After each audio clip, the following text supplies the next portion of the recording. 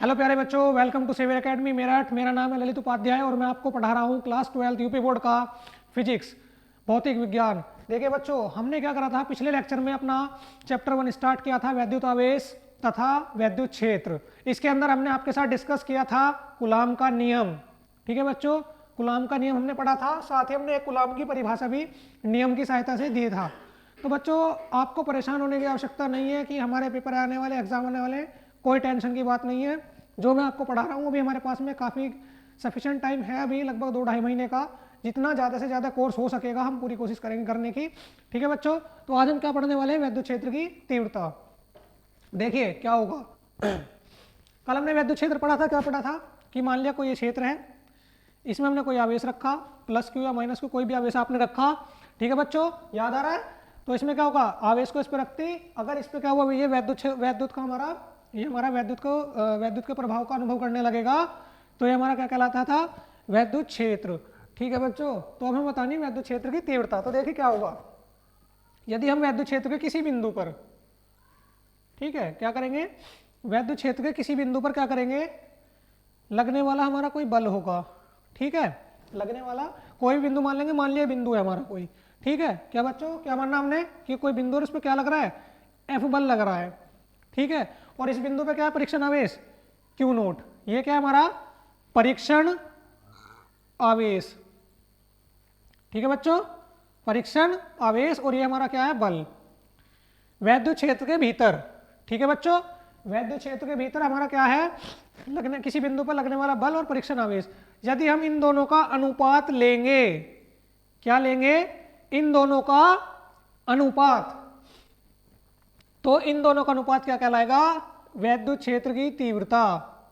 क्या कहलाएगा, वैद्युत क्षेत्र की तीव्रता। परिभाषा की बात है तो देखिए क्या बनेगा, वैद्युत क्षेत्र के भीतर स्थित किसी बिंदु पर लगने वाला बल व परीक्षण आवेश के अनुपात को वैद्युत क्षेत्र की तीव्रता कहते हैं। ठीक है, और इससे प्रदर्शित करते हैं, बन गई परिभाषा। ठीक है बच्चों, समझ आया? चलिए तो परिभाषा लिखते हैं इसकी। देखिए कैसे, किसी वैद्युत क्षेत्र के भीतर, वैद्युत क्षेत्र के, लिखते चलिए बच्चों साथ के साथ, वैद्युत क्षेत्र के भीतर किसी बिंदु पर, किसी बिंदु पर लगने वाला बल, लगने वाला बल तथा परीक्षण आवेश, परीक्षण आवेश के अनुपात को, अनुपात को वैद्युत क्षेत्र की तीव्रता कहते हैं। ठीक है बच्चों, समझ आ गया, वैद्युत क्षेत्र की तीव्रता कहते हैं, वैद्युत क्षेत्र की तीव्रता कहते हैं। इसे ई वेक्टर से प्रदर्शित करते हैं। लिखते चलिए साथ के साथ, अभी याद भी हो जाएगी आपको ये फिर, क्योंकि यह एक सदिश राशि है। कैसी राशि है, सदिश राशि, ये भी लिख लेंगे, यह एक सदिश राशि है। देखिए फॉर्मूला कैसे देंगे, ये लिखो। देखिए बच्चों, माना किसी वैद्युत क्षेत्र में, किसी वैद्युत क्षेत्र में, नोट करते चलिए साथ के साथ, किसी वैद्युत क्षेत्र में लगने वाला बल F हो, किसी बिंदु पर लिख लो, किसी बिंदु पर लगने वाला बल, किसी बिंदु पर लगने वाला बल F हो, F न्यूटन हो, तथा परीक्षण आवेश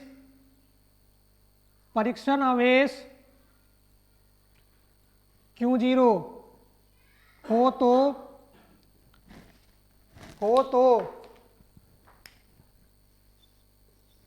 वैद्युत क्षेत्र की तीव्रता, वैद्युत क्षेत्र की तीव्रता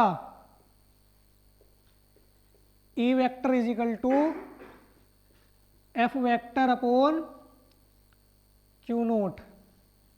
ये क्या आ गई आपकी वैद्युत क्षेत्र की तीव्रता, मात्रक न्यूटन प्रति कूलाम।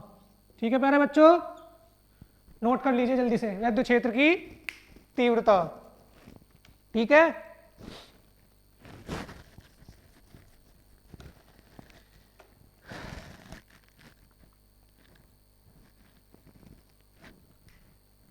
एक और लिख लीजिए इसका, या वोल्ट प्रति मीटर।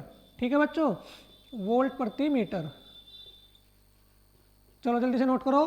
फिर एक चीज और बतानी है अभी, विम्य सूत्र निकालते हैं इसका। क्या निकालते हैं? विम्य सूत्र। वैद्युत क्षेत्र की जो तीव्रता है वो लिख देते हैं, वैद्युत क्षेत्र की तीव्रता का विम्य सूत्र। वैद्युत क्षेत्र की तीव्रता का विम्य सूत्र। ठीक है बच्चों, क्या निकाल लेंगे? विम्य सूत्र। देखिए इसकी मदद से निकलेगा, आपने कक्षा 11 में बच्चों पढ़ा होगा क्या, बल का। बल का आपने क्या पढ़ा होगा? विम्य सूत्र पढ़ा होगा। ये होता है आपका mlt-2। और आवेश, आवेश क्या होता है? Q is equal to I T. विमाएं पढ़ के आए होंगे कक्षा 11 में सभी बच्चे। देखिए Q is equal to I T, I के लिए क्या आता है? A, और समय के लिए T, तो क्या आ गया? AT। क्या आ गया? AT। तो यहाँ पे क्या रख देंगे? AT। ऊपर लेके आ जाओ तो क्या आ जाएगा? देखिए ये आ जाएगा ML, ऊपर आएगा -1 पावर हो जाएगी, तो MLT-1 और A-1। ये आ गया इसका विम्य सूत्र। इस फॉर्मूले की सहायता से हमने क्या करा? इसका विम्य सूत्र ज्ञात कर लिया। ठीक है बच्चों, नोट करो जल्दी से। सॉरी, ये 2 माइनस ये 3 हो जाएगा। चलो जल्दी से नोट करो। ये हो गई आपकी वैद्युत क्षेत्र की तीव्रता। ठीक है बच्चों,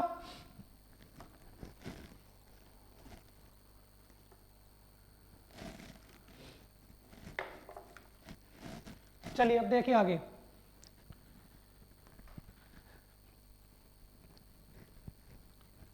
आगे एक छोटा सा डेरिवेशन करते हैं। ये आपके न्यूमेरिकल के हिसाब से काफ़ी हेल्पफुल रहेगा आपके लिए। न्यूमेरिकल जब आप सोल्व करोगे तो उसके लिए एक फॉर्मूला आपका आ जाएगा। ठीक है बच्चों, देखिए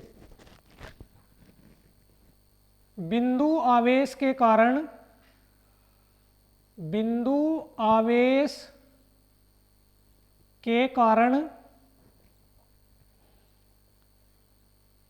बिंदु आवेश के कारण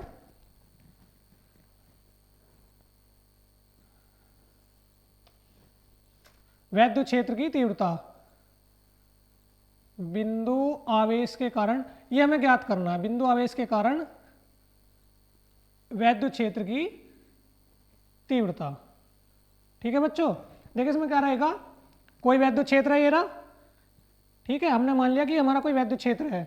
इसमें क्या है? हमारा कोई परीक्षण आवेश हो गया Q0, और इसी में हमारा कोई चार्ज हो गया Q, यानी कि आवेश। इन दोनों के बीच की दूरी हो गई R। ठीक है, तो अब क्या करना है? जो हमारा आवेश है, इस आवेश के कारण हमें क्या करना है प्यारे बच्चों? वैद्युत क्षेत्र की तीव्रता ज्ञात करनी है। ठीक है, देखिए किस तरह से निकलेगा, बहुत इजी है। हम जानते हैं कि क्या जानते हैं? वैद्युत क्षेत्र की तीव्रता। अभी अभी निकाल लिया हमने। वैद्युत क्षेत्र की तीव्रता E is equal to F upon Q0। ठीक है बच्चों, अभी अभी ज्ञात किया है, समीकरण 1 मान लो इसको। ठीक है, अब देखिए दूसरा, कूलाम के नियम से, कूलाम के नियम से, कल क्या निकाला था कूलाम के नियम में हमने, F is equal to 1/4πε0 Q1 Q2 upon R square. ठीक है बच्चों, ये हमने ज्ञात किया था। चार्ज कितना है Q और एक परीक्षण आवेश Q0, तो इसमें लिख देंगे माना Q1 is equal to Q and Q2 is equal to Q0, दो चीजें मान ली, इसमें रख दिया। क्या आ जाएगा बच्चों, F is equal to 1/4πε0 Q0 upon R square. समीकरण 2 मान लीजिए, समीकरण 2 का मान उठा के 1 में रख दीजिए, डेरिवेशन आपका सोल्व हो जाएगा। देखिए कैसे, समीकरण 2 से F का मान समीकरण 1 में रखने पर, चलिए रखिए यहां पे, तो जब आप इसको रखोगे तो क्या आ जाएगा, देखिए इसको यहां पे रखेंगे तो आ जाएगा इन vector is equal to 1/4πε0 Q0 upon R square. ठीक है बच्चों, और डिवाइड में क्या है इसके, हर में Q0। ठीक है, तो क्या होगा, Q0 से तो Q0 कट गया। ठीक है बच्चों, तो क्या आ गया, E vector is equal to 1/4πε0 Q upon R square. ठीक है, ये हो गया आपका डेरिवेशन प्रूफ। ठीक, नोट कर लीजिए इसको।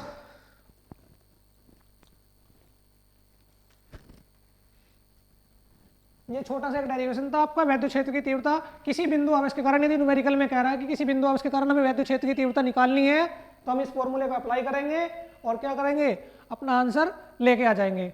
एक छोटा सा डेरिवेशन था, ये आपको बताया मैंने, जल्दी से नोट कीजिए।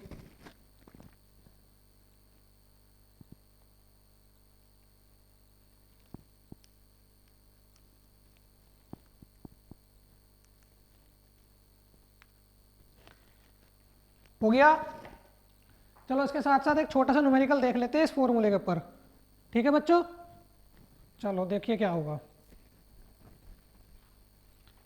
इस वाले फॉर्मूले को यूज करेंगे और एक छोटा सा डेरिवेशन, सॉरी न्यूमेरिकल मैं आपको सोल्व करके दिखाता हूं। देखिए क्या दिया हुआ है, किसी इलेक्ट्रॉन के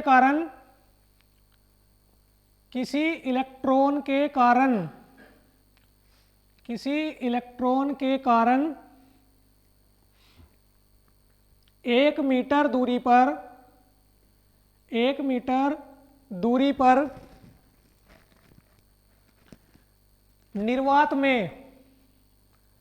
निर्वात में वैद्युत क्षेत्र की तीव्रता क्या होगी, वैद्युत क्षेत्र की तीव्रता क्या होगी। ठीक है बच्चों, ये हमें निकालना है। देखिए इसको करने से पहले एक चीज देख लेते हैं, क्या दिया हुआ है, R इज इक्वल टू दिया है 1 मीटर। ठीक, एक इलेक्ट्रॉन, किसी इलेक्ट्रॉन कारण। ठीक है, आप जानते होंगे चूंकि Q इज इक्वल टू क्या होता है आपका Ne, और क्या दिया, किसी इलेक्ट्रॉन कारण इलेक्ट्रॉन का मान कितना होता है, E is equal to 1.6 into 10 की पावर -19। ठीक है, N is equal to 1 put कर लो, यहां से Q निकाल के क्या आ गया आपका 1.6 इंटू 10 की पावर -19। फॉर्मूला क्या है आपका, ये रहा, E is equal to 1/4πε0 Q upon R square. इसमें वैल्यू पुट करेंगे और इसका मान कल हमने बताया था, क्या इसका मान कल हमने लिया था 1/4πε0 का मान क्या आया था 9 इंटू 10 की पावर 9। ठीक है बच्चों, ये मान कल हमने आपको बताया था। फॉर्मूले में वैल्यू रखते हुए चलते हैं अपना, E is equal to 9 into 10 की पावर 9, ये कितना है हमारा 1.6 इंटू 10 की पावर -19, और दूरी कितनी है 1 मीटर। ठीक है, सोल्व कीजिए, बताइए क्या आएगा, जल्दी से सोल्व करो इसको।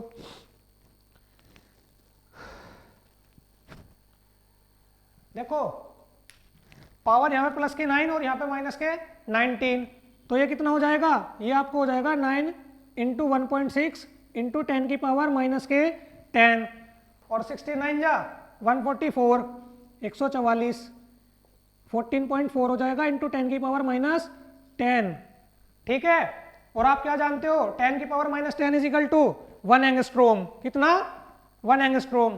तो ये क्या आ जाएगा, या तो आप इसको यहीं पे छोड़ दीजिए, ठीक है, नहीं तो इसको चेंज कर लेंगे। मात्रक क्या होता है? न्यूटन प्रति कूलाम। अगर आप इसको आगे करना चाहो तो क्या कर सकते हो, 10⁻⁻10 क्या होता है, 9 इंटू 10 की, सॉरी ये क्या होता है 10⁻⁻10 1 एंगस्ट्रोम। ठीक, ये भी आप ले सकते हो।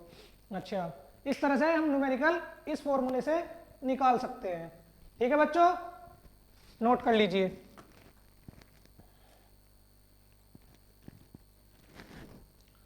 हो गया। चलिए अब एक और बहुत इंपॉर्टेंट टॉपिक आपका इस चैप्टर के अंदर जो होगा वो मैं आपको बताने जा रहा हूं। ये अगर थ्योरी में नहीं पूछा गया तो जो उसके गुण हैं वो आपसे जरूर पूछे जा सकते हैं 2 नंबर के अंदर। ठीक है बच्चों, तो देखिए ये आपका वैद्युत क्षेत्र रेखाएं, वैद्युत क्षेत्र रेखाएं। अब ये बताना है बच्चों में ये क्या होती हैं और इसके बारे में हम पढ़ने वाले हैं। वैद्युत क्षेत्र रेखाएं,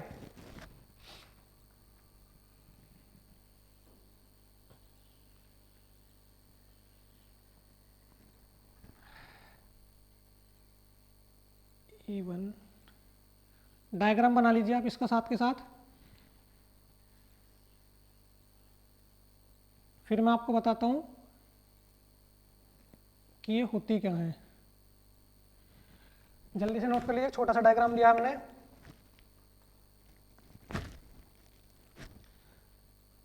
देखिए बच्चों क्या होता है, हमने क्या काम करा, अपना कोई वैद्युत क्षेत्र मान लिया। हमने क्या माना कि ये क्या है हमारा, यहाँ पे एक हमारा कोई वैद्युत क्षेत्र है, ये एरिया जो है ये मान लिया कि हमारा क्या है, वैद्युत क्षेत्र है। यानी कि यहाँ पे किसी आवेश को रखेंगे तो वो क्या करेगा, अपने ऊपर वैद्युत के प्रभाव को फील करेगा, अनुभव करेगा।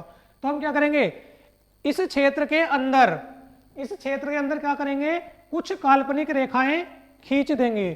क्या करेंगे, कुछ काल्पनिक रेखाएं खींच देंगे। ठीक है बच्चों, हमने क्या काम किया, हमने वैद्युत क्षेत्र के भीतर कुछ काल्पनिक रेखाएं खींची और ये काल्पनिक रेखाएं क्या करेंगी, वैद्युत क्षेत्र की तीव्रता की दिशा को प्रदर्शित करेंगी। ठीक है, क्या बताया बच्चों, वैद्युत क्षेत्र के भीतर हमने क्या किया, कुछ हमने काल्पनिक रेखाएं खींची और ये रेखाएं हमारी क्या कर रही हैं, वैद्युत क्षेत्र की दिशा को प्रदर्शित, वैद्युत क्षेत्र की तीव्रता की दिशा को प्रदर्शित कर रही हैं। तो ये रेखाएं क्या कहलाएंगी, हमारी वैद्युत क्षेत्र रेखाएं। ठीक है बच्चों, क्या बताया, वैद्युत क्षेत्र के अंदर हमने क्या काम करा, कुछ काल्पनिक रेखाएं खींची। ठीक है, और ये काल्पनिक रेखाएं क्या कर रही हैं, ये काल्पनिक रेखाएं वैद्युत क्षेत्र की जो तीव्रता है उसकी दिशा को प्रदर्शित कर रही हैं। तो ये रेखाएं हमारी क्या कहलाएंगी, वैद्युत क्षेत्र रेखाएं। पेपर में परिभाषा आएगी, छोटा सा डायग्राम बनाना है, डेफिनेशन लिख देनी है, आपके 2 नंबर पक्के हो जाएंगे। चलो डेफिनेशन लिख लेते हैं इसकी। ठीक है, फिर मैं आप इसको, इसमें भी आपको एक नोट देता हूं, वो नोट लिख लेना। उसमें क्या होगा, उसमें ये होगा कि जब हमारी वैद्युत क्षेत्र की आपने रेखाएं खींच दी, ठीक है, वैद्युत बल रेखा, सॉरी वैद्युत क्षेत्र रेखाएं हमने खींची, काल्पनिक रेखाएं। ठीक है, इसमें क्या होगा, जो रेखाएं हमारी पास पास होंगी, ठीक है, जो रेखाएं हमारी पास पास होंगी वहां पर क्या होगा, वैद्युत क्षेत्र अधिकतम होगा, और जो रेखाएं हमारी दूर दूर होंगी वो वहां पे क्या होगा, वैद्युत क्षेत्र हमारा न्यूनतम होगा। अभी बताता हूं, पहले इसकी डेफिनेशन नोट कर लीजिए। ठीक है, देखिए वैद्युत क्षेत्र में, वैद्युत क्षेत्र में खींची गई वे काल्पनिक रेखाएं, वे काल्पनिक रेखाएं जो वैद्युत क्षेत्र की तीव्रता की दिशा को, वैद्युत क्षेत्र की तीव्रता की दिशा को प्रदर्शित करती हैं वैद्युत क्षेत्र रेखाएं कहलाती हैं। वैद्युत क्षेत्र रेखाएं कहलाती हैं। ठीक है बच्चों, क्या कहलाएंगी? वैद्युत क्षेत्र रेखाएं कहलाती हैं। नोट करिए जल्दी से।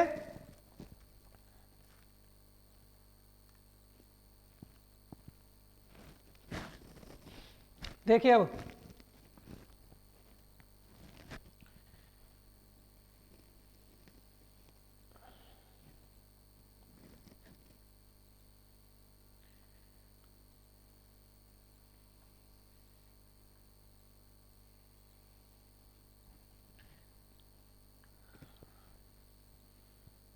डायग्राम बना लीजिए। पहले यहाँ पे एक नोट डाल लेना। जब भी आपको नोट बोला जाए कि नोट डाल लेना, तो आपको ये एरो का साइन बनाना है। ठीक है बच्चों, दिखाई दे रहा है? ओके, देखिए इसमें क्या होगा।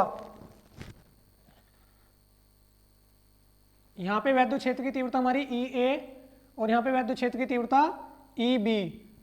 ठीक है, तो मैं ये बताना चाह रहा हूँ, ये देखिए ये हमारी क्या हो गई, ये हो गई वैद्युत क्षेत्र रेखा। ये क्या है हमारी? वैद्युत क्षेत्र रेखा या रेखाएं लिख लीजिए। देखो क्या बताना चाह रहा हूं मैं इसमें, ये बताना चाह रहा हूं कि जहां पे हमारी वैद्युत क्षेत्र, ये जो हमारी वैद्युत क्षेत्र रेखाएं पास पास होंगी, वहां पे हमारा क्या होगा? वैद्युत क्षेत्र प्रबल होगा, अधिकतम होगा। और जहां पे हमारी वैद्युत क्षेत्र रेखाएं दूर दूर होंगी, देखिए यहाँ पे दूर दूर हैं, तो यहाँ पे क्या होगा? यहाँ पे हमारा निम्नतम होगा। ठीक है, क्षीण होगा। कैसा होगा? क्षीण, यानी कि निम्नतम। ठीक है बच्चों, ये बना लीजिए और साथ में लिखिए नोट में, जिस स्थान पर वैद्युत क्षेत्र रेखाएं, ये नोट में लिखनी है आपको, वैद्युत क्षेत्र रेखाएं पास पास होती हैं, पास पास होती हैं, उस स्थान पर, जैसे बिंदु कर लो, नहीं ठीक है चलो, उस स्थान पर वैद्युत क्षेत्र प्रबल होता है, वैद्युत क्षेत्र, ठीक है, प्रबल, तथा जिस स्थान पर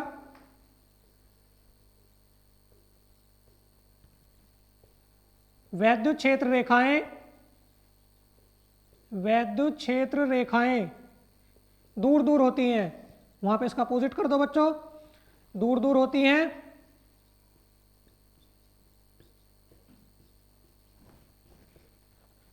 उस स्थान पर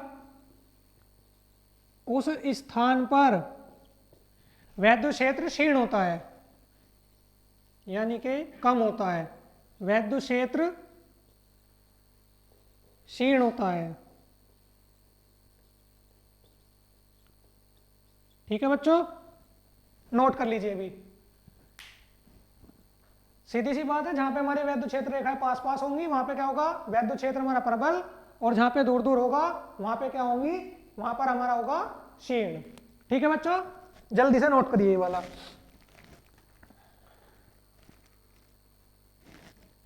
हो गया? ठीक है बच्चों, देखिए अब आज हमने क्या क्या पढ़ा। पहले हमने आपको बताया वैद्युत क्षेत्र की तीव्रता क्या होती है, उसके ऊपर हमने एक छोटा सा व्यंजक स्थापित किया वैद्युत क्षेत्र की तीव्रता के लिए किसी बिंदु आवेश के कारण। फिर हमने आपको बताया वैद्युत क्षेत्र रेखाएं क्या होती हैं। ठीक है बच्चों, उम्मीद करते हैं आज के लिए काफी रहेगा, और अगले लेक्चर में हम क्या करेंगे? इनके गुण पढ़ेंगे। वैद्युत क्षेत्र रेखाएं जो हैं हम इनके गुण पढ़ेंगे। ठीक है बच्चों, तो प्यारे बच्चों आज हमने क्या काम किया? आज हमने अपने लेक्चर के अंदर वैद्युत क्षेत्र की तीव्रता, उसके लिए व्यंजक, एक उसके ऊपर छोटा सा न्यूमेरिकल भी किया, वैद्युत क्षेत्र रेखाओं के बारे में जाना क्या होता है। अगले लेक्चर में हम क्या करेंगे? वैद्युत क्षेत्र रेखाओं के गुण के बारे में पढ़ेंगे। उम्मीद करते हैं ये सारे टॉपिक आप सभी को समझ में आ गए होंगे। पिछली वीडियो आपने अगर नहीं देखी है तो एक बार और देख लीजिए, और आगे वीडियो की नोटिफिकेशन पाने के लिए हमारे चैनल सेवियर एकेडमी को सब्सक्राइब कर लीजिए। मिलते हैं अगले लेक्चर में। जय